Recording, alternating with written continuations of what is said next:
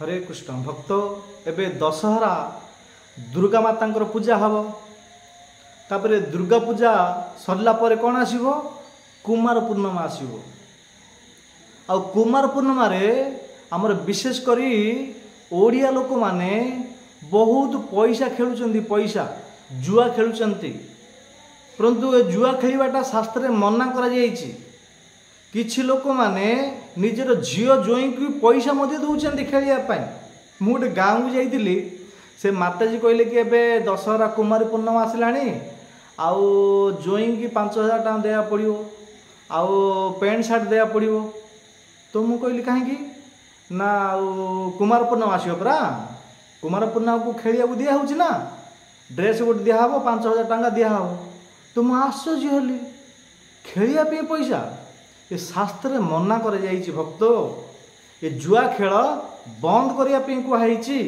केवल जुआ खेल नहीं चारिटा जिनस मना कर जाइछि ये चारिटा जिनस वर्जित कर जाइछि केवल हमरे मनरु कहूनु शास्त्र वर्णन कर जाइछि काहे को शास्त्र वर्णन कर जाइछि ना श्रीमद् भागवतम प्रथम स्कंद 17 अध्याय 38 नंबर श्लोक रे एबे आमे मनरु कहूनु मो पास शास्त्र मध्ये अछि आपण शास्त्र को मानुचंदे कि नहीं ये देखंतु ये श्रीमद् भागवतम ये भागवतम रे वर्णन कर जाइछि आपण श्रीमद् भागवत कथा को मानुचंदे कि नहीं आउ शास्त्र पुराण को मानुचंदे कि नहीं ये शास्त्र वर्णन कर देखंतु एते लिखा जाइछि एते देखंतु श्लोकटा देखंतु आपण को एते लिखा जाइछि अभ्यर्थिदा तदास्तस्मै स्थानानि कलयो ददो धूतम पानम स्त्रिय सोना यत्र धर्म चतुर्विधा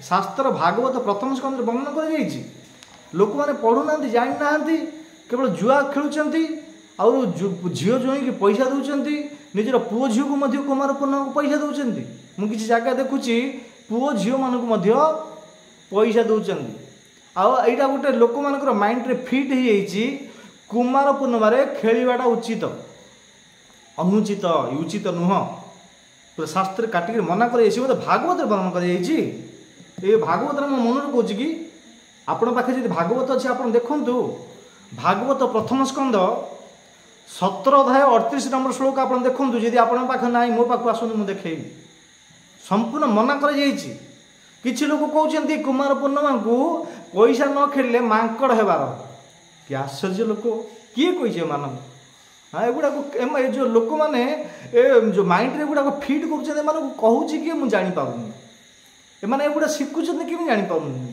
हाँ किए कही कुमार पूर्णिमा पैसा न खेले मांकड़ हम बोली किए कही हाँ आश्चर्य कथा अरे खेलिकी स्वयं युधिष्ठिर महाराज बर्बाद हो खेल आमर महाभारत वर्णन अच्छी युधिष्ठिर महाराज खेल पशाकाटी खेल पूरा संपूर्ण बर्बाद हो निजे स्वयं द्रौपदी को मध्य दाव पर लगे आप जानते शुणी खेलिया मना ये किए कहते परीक्षित महाराज जगह देते कली महाराज को जो कली महाराज आसी कली राजा आसिले हाँ गोटे बलदर 3टा गोड़ को काटी देइथिले परीक्षित महाराज शिकार करने जाइए देखिले कि ये बलदर 3टा गोड़ को किए काटी देइछि गोटे गोड़े छिड़ा होइछि परीक्षित महाराज बहुत क्रोधित हेले खंडा तलवार बाहर कले कहले अरे किए मूर्ख मु थाउ थाउ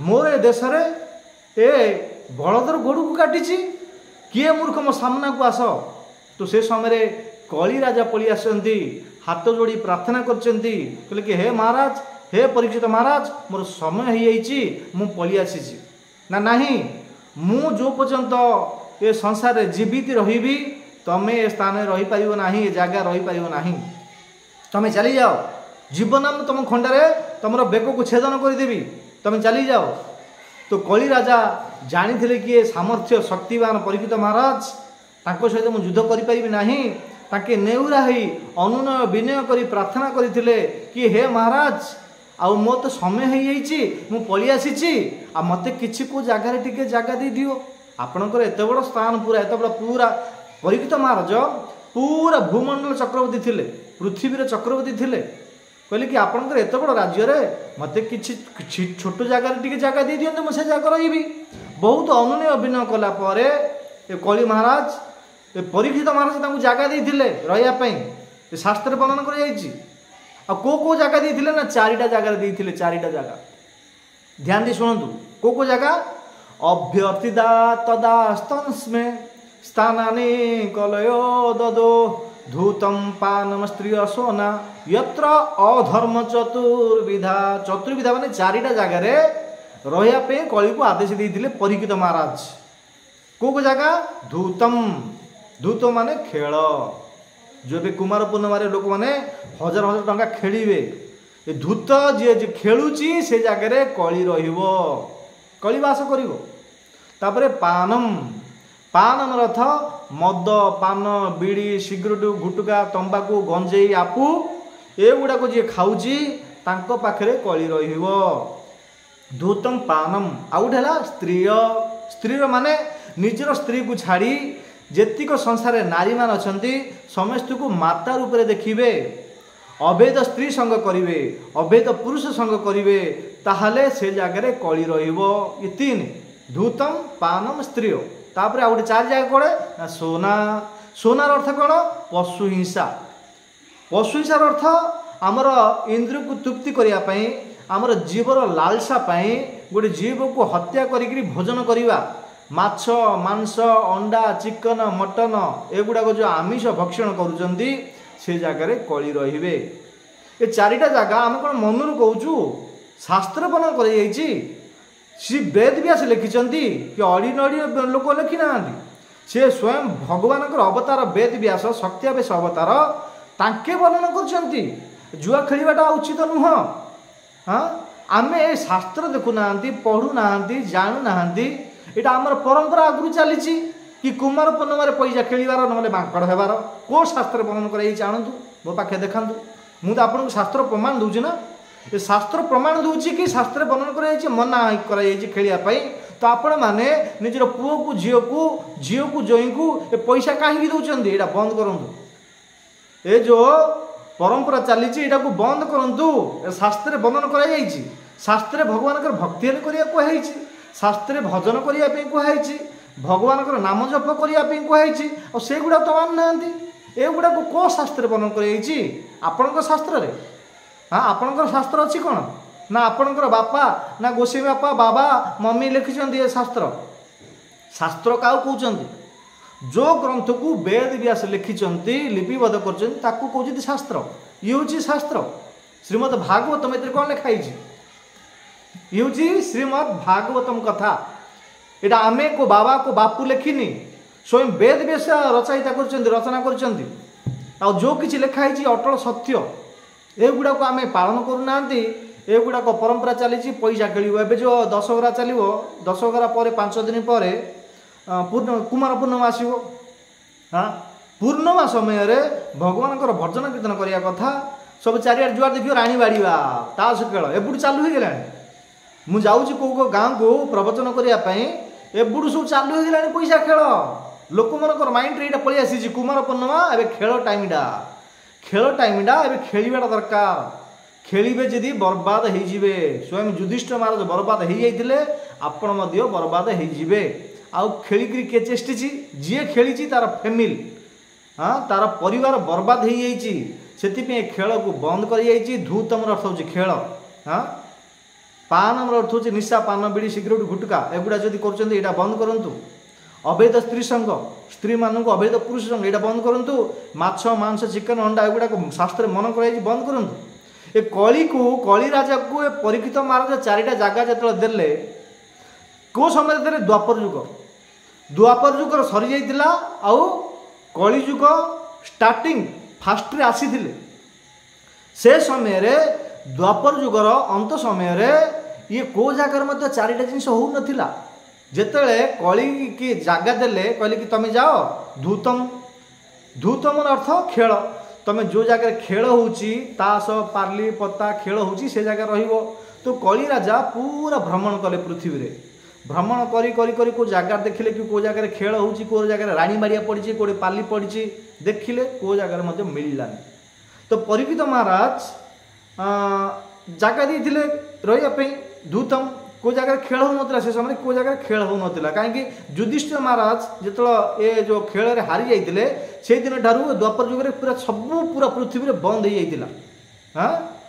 ତାପରେ ପରୀକ୍ଷିତ ମହାରାଜଙ୍କୁ ଯେତେବେଳେ ଜାଗା ଦେଲେ, କଳି ମହାରାଜ ବୁଲି ବୁଲି ଆସିଲେ, କେଉଁ ଜାଗାରେ ମଧ୍ୟ ମିଳିଲାନି, ଖେଳ ଚାଲୁନଥିଲା। ପରୀକ୍ଷିତ ମହାରାଜଙ୍କୁ ଆସିକି କହିଲେ କଳି ରାଜା କି ଆପଣ ତ ଜାଗା ଦେଲେ, ଯେଉଁ ଜାଗାରେ ଖେଳ ହେଉଛି ସେ ଜାଗା ରହିବେ, ପରନ୍ତୁ ମୁଁ ପୁରା ପୃଥିବୀରେ ଆପଣଙ୍କ ରାଜ୍ୟରେ ଭ୍ରମଣ କରି କରି ଆସିଲି, କେଉଁ ଜାଗାରେ ହେଲେ ଖେଳ ହେଉନି, ଆଉ କେଉଁ ଗୋଟେ ଜାଗା ଦିଅନ୍ତୁ। ତ କହିଲେ କି ଠିକ୍ ଅଛି, ଯଦି ଖେଳ କେଉଁ ଜାଗାରେ ନାହିଁ ସେ ଜାଗାରେ ତୁମେ ରହିପାରିବନି, ଆଉ ଗୋଟେ ଜାଗା ଦେଉଛି। 2 ନମ୍ବର ଜାଗା ହେଉଛି ପାନମ। ଯୋଡ଼େ ମଦ, ଗଞ୍ଜେଇ, ପାନ, ବିଡ଼ି, ସିଗାରେଟ ଏଗୁଡ଼ାକ ଯଦି ଯଦି ବ୍ୟସନ ପ୍ରକୃତି ଯିଏ ଖାଉଛି, ସେଇଟା ନିଶା ଯିଏ ଖାଉଛି, ନିଶା ସେବନ କରୁଛି, ସେ ଜାଗା ରହିବ। ସେ ଜାଗା ସେ ସମୟରେ ଦ୍ୱାପର ଯୁଗର ଅନ୍ତ ସମୟରେ କିଏ ନିଶା ମଧ୍ୟ କରୁନଥିଲେ। କଳି ରାଜା ପୁଣି ଭ୍ରମଣ କରି କରି ଆସିଲେ, କହିଲେ କି ନାଇଁ କେଉଁ ଲୋକ ମଧ୍ୟ ମଦ ପିଉନି, ପାନ, ବିଡ଼ି ଏଗୁଡ଼ାକ କିଛି ମଧ୍ୟ ଗଞ୍ଜେଇ କାପୁ କିଛି ଖାଉନାହାନ୍ତି, ଆଉ ଆପଣ ଆଉ ଗୋଟେ ଜାଗା ଦିଅନ୍ତୁ। କହିଲେ କି ଆଚ୍ଛା ସେ ଯେ କେଉଁଠି ହେଲେ ଜାଗା ମିଳିଲାନି ନା, ହଁ ନା ଆଉ ଗୋଟେ ତମକୁ ଜାଗା ଦେଉଛି ନା, ଅବୈଧ ସ୍ତ୍ରୀ ସଙ୍ଗ, ଧୂତମ ପାନମ ସ୍ତ୍ରୀ, ଯେ ବିବାହିତ ସ୍ତ୍ରୀଙ୍କୁ ଛାଡ଼ି ଅନ୍ୟ ନାରୀମାନଙ୍କୁ ଗଲତ ଭାବନାରେ ଦେଖୁଛି, ସେମାନଙ୍କ ପାଖରେ ରହିବେ। ଯେଉଁ ଅବୈଧ ସ୍ତ୍ରୀ ସଙ୍ଗ କରୁଛି, ସ୍ତ୍ରୀମାନେ ଅବୈଧ ପୁରୁଷ ସଙ୍ଗ କରୁଛନ୍ତି, ସେ ସ୍ଥାନରେ ତମେ ରହିବ। ତ ପରୀକ୍ଷିତ ମହାରାଜଙ୍କର କଥା ଶୁଣି କଳି ମହାରାଜ ଆଉଥରେ ପୁଣି ଗଲେ, ଏ ଅବୈଧ ସ୍ତ୍ରୀ ସଙ୍ଗ, ଅବୈଧ ପୁରୁଷ ସଙ୍ଗ କେଉଁ ଜାଗାରେ ହେଉଛି କି ନାହିଁ। ତ ଦେଖିଲେ କେଉଁ ଜାଗାରେ ହେଉନଥିଲା, କେଉଁ ଜାଗାରେ ମଧ୍ୟ ହେଉନଥିଲା। ସେ ସମୟରେ ପୁଣି ରିଟର୍ନ ଆସିଲେ, କହିଲେ କି ନାଇଁ ଆପଣ 3ଟା ଜାଗା ଦେଲେଣି, କେଉଁ ଜାଗାରେ ମଧ୍ୟ ପ୍ରକାର ନାହିଁ ଅବୈଧ ସ୍ତ୍ରୀ ସଙ୍ଗ, ଅବୈଧ ପୁରୁଷ ସଙ୍ଗ, ଆଉ ଗୋଟେ କେଉଁ ଭଲ ଜାଗା ଦିଅନ୍ତୁ, ସେ ଜାଗା ରହିବି। କହିଲେ କି ଠିକ୍ ଅଛି, ଆଉ ଗୋଟେ 4 ନମ୍ବର ଜାଗା ଦେଉଛି କି ଧୂତମ ପାନମ ସ୍ତ୍ରୀ ସୋନା। ସୋନାର ଅର୍ଥ ଯୋଡ଼େ ପଶୁ ହିଂସା, ଯିଏ ଛେଳିକି ମାରୁଛି, ଛେଳି, ମେଣ୍ଢା, କୁକୁଡ଼ା ଆଉ ଅଣ୍ଡା, ମାଛ ଏଗୁଡ଼ାକୁ ଯିଏ ମାରୁଛି, ତାର ମାଂସକୁ ଖାଉଛି, ଭୋଜନ କରୁଛି, ସେ ଜାଗା ରହିବ। ସେ ସମୟରେ କି ଆମିଷ ଭକ୍ଷଣ କରୁନଥିଲା, ସବୁ ଶାକାହାରୀ ଜୀବ ଥିଲେ, ମାଂସାହାରୀ ଜୀବ କିଏ ନଥିଲା। ସେ ପରୀକ୍ଷିତ ମହାରାଜଙ୍କର ଆଦେଶ ଶୁଣି କଳି ରାଜା ପୁଣି ବୁଲି ବୁଲି ଆସିଲେ, କେଉଁ ଜାଗାରେ ଆମିଷ କିଏ ଖାଉନଥିଲେ। 4ଟା ଜାଗା ଦେଲେ, ପରନ୍ତୁ 4ଟି ଜାଗା ଫେଲ୍, କେଉଁ ଜାଗାରେ ମଧ୍ୟ ରହିବା ପାଇଁ ଜାଗା ମିଳିଲା ନାହିଁ। ତାପରେ କହିଲେ କି 4ଟା ଜାଗା ଆପଣ ଦେଲେ, କେଉଁ ଜାଗାରେ ମଧ୍ୟ ନାହିଁ, ଆଉ ଗୋଟେ ଜାଗା ଦିଅନ୍ତୁ। ତ ବହୁତ ଅନୁନୟ ବିନୟ କଲା ପରେ ପରୀକ୍ଷିତ ମହାରାଜ ଆଉ ଗୋଟେ ସୁନ୍ଦର ଜାଗା ଦେଇଥିଲେ। କ'ଣ ନା, ଯେଉଁ ଜାଗାରେ ଧନ ସମ୍ପତ୍ତି ଅଛି, ଯାହା ପାଖରେ ଟଙ୍କା, ସୁନା ଇତ୍ୟାଦି ଅଛନ୍ତି, ସେ ଜାଗା ରହିବ। ଶାସ୍ତ୍ରରେ ବର୍ଣ୍ଣନା କରାଯାଇଛି। କ'ଣ 5 ନମ୍ବର, 4ଟା ଯେତେବେଳେ ଫେଲ୍ ହେଇଗଲା, 5 ନମ୍ବର ଜାଗା ଦେଇଛନ୍ତି। ବହୁତ ଅନୁନୟ ବିନୟ କଲେ କଳି ମହାରାଜ, ମୋତେ ଜାଗା ଦିଅ, ରହିବି, ମୁଁ ଆସିଛି, ଗୋଟେ ଜାଗା ଟିକେ ଦିଅ। କହିଲେ କି ଠିକ୍ ଅଛି, କାଞ୍ଚନମ। କେଉଁଠି ରହିବ? କାଞ୍ଚନମ। କାଞ୍ଚନମର ଅର୍ଥ ଧନ, ଟଙ୍କା, ସୁନା, ହୀରା, ମୋତି, ମାଣିକ, ଯେଉଁ ଜାଗାରେ ବେଶୀ ସମ୍ପତ୍ତି ଅଛି ରହିବ, ସେ ଜାଗାରେ ତୁମେ ରହିବ।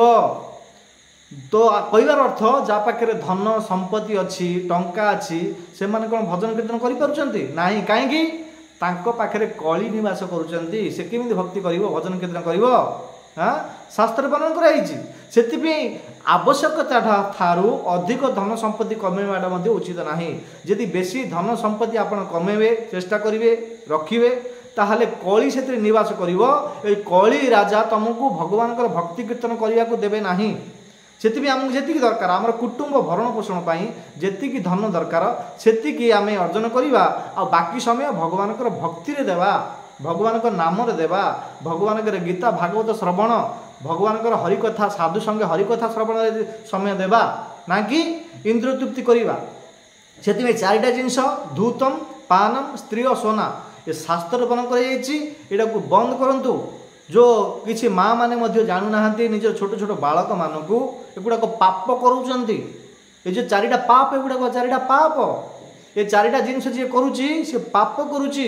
ତ ପୂର୍ଣ୍ଣମା ଦିନରେ, ପବିତ୍ର ଦିନରେ, କୁମାର ପୂର୍ଣ୍ଣିମା ମାନେ କେତେ ସୁନ୍ଦର ଚନ୍ଦ୍ର ଦେଖାଯାଉଛନ୍ତି। ପୂର୍ଣ୍ଣମା ତିଥିରେ ଆମେ କ'ଣ କରୁଛନ୍ତି? ଆମେ ପଇସା ଖେଳୁଛନ୍ତି। ପଇସା ଖେଳୁଛନ୍ତି ଅର୍ଥ ଆମେ ପାପ କରୁଛନ୍ତି। ପାପ ତ ଆମେ କରିଥିଲେ, ଆମେ ଜାଣିନାହାନ୍ତି, ଆଗରୁ ଖେଳୁଥିଲେ। ଆମର ପିଲାମାନଙ୍କୁ, ଆମର ବାଳକ ବାଳିକାମାନଙ୍କୁ ମଧ୍ୟ ପଇସା ଦେଇକରି ପାପ କରୁଛନ୍ତି। ପଇସା କିଏ 100 ଟଙ୍କା, କିଏ 50 ଟଙ୍କା କୁମାର ପୂର୍ଣ୍ଣିମାରେ ପକେଟରୁ ବାହାର କରି ଦେଇ ଦେଉଛନ୍ତି, ଯାଅ ଖେଳ। ଖେଳିବାର ନିୟମ କେଉଁ ଶାସ୍ତ୍ର ଅଛନ୍ତି କହୁନାହାନ୍ତି? ମୋତେ ଦେଖାନ୍ତୁ। ମୋତେ ଯଦି ଆପଣ ଦେଖେଇବେ ଅମୁକ ଶାସ୍ତ୍ରରେ ଏ ଖେଳ ବର୍ଣ୍ଣନ କରାଯାଇଛି, ମୁଁ ଆପଣଙ୍କୁ 10,000 ଟଙ୍କା ପୁରସ୍କାର ଦେବି, ଆପଣ ମୋତେ ଶାସ୍ତ୍ର ଦେଖାନ୍ତୁ।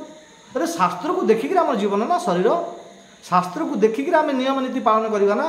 କେଉଁ ଶାସ୍ତ୍ରରେ ବର୍ଣ୍ଣନ କରାଯାଇଛି?